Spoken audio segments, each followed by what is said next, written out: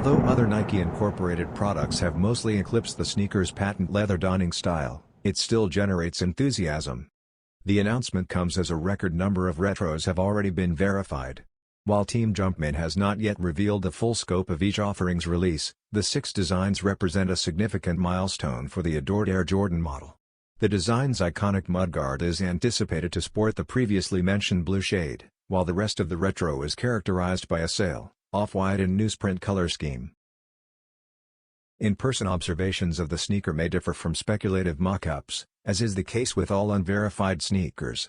Although the company has not yet announced specific release dates, pairs should be available on Nike.com or Jordan around the middle of December. The SRP of the Jordan 11 is $250 for all adult sizes.